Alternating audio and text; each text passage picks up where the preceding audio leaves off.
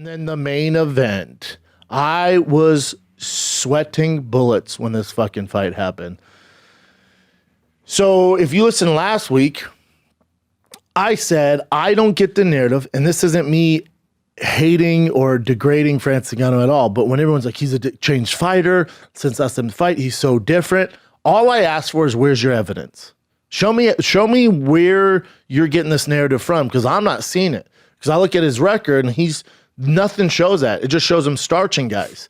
And then if you look at the Rozenstruik fight, you're like, he's actually gone backwards because there's no technique there. There's no respect there. He was not calm and collected. He's just starching everybody. So what evidence do you have to illustrate that he's a changed fighter? No one really had any answers, right? I don't know. Maybe you did. And we can talk about it tomorrow on What's Up, Brendan Schaub, if you have some sort of evidence before this fight.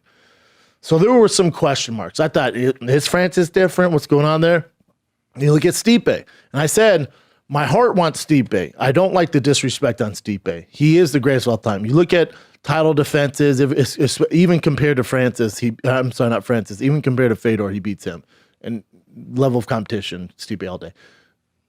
But so for Stipe, again, my heart was going with Stipe. My head was going with Francis, which is why Francis was in my parlay for you guys to make bank, bro. So going in this fight, my question marks on Stipe were, have the injuries caught up with him? Because I heard behind the scenes he was dealing with some injuries, eye pokes. He had an eye issue, had a neck issue, had a back issue. He's had, some few concussions. I've had people go, dude, am I the only one that has to have closed caption on when Stipe talks? And so we kind of did, the investigation here, First 48 style. I mean, Chin really broke it down. By broke it down, I mean, we watched one interview from several years ago and decided he doesn't have CT. I don't know if that holds up in court, but we decided maybe it's not CT. So there were some question marks for Stipe going into the fight. And also, is the wear and tear finally caught up with him? He's been in some fucking wars, man. And then you look at Francis. Is he better, or is he the same fighter? Is he going to get taken down? What version of Francis are we getting? Did he learn from that first fight?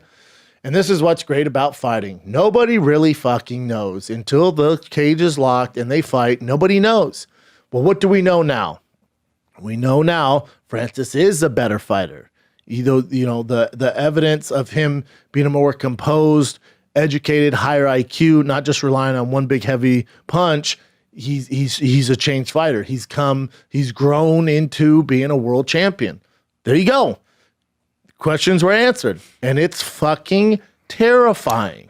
A calm, collected Francis is the scariest heavyweight of all time. Now, in history, I used to always say a juiced up Ubering was the scariest fighter of all time. I take that back. I say Francis is. Because we know he's not juicing. We know USADA tests him like every other fucking Tuesday. We know his background in Africa and trying to escape and getting caught and put in the Sahara Desert and all this, digging fucking sand and all this crazy shit that's gotten to where he's at now. He's gone through some shit.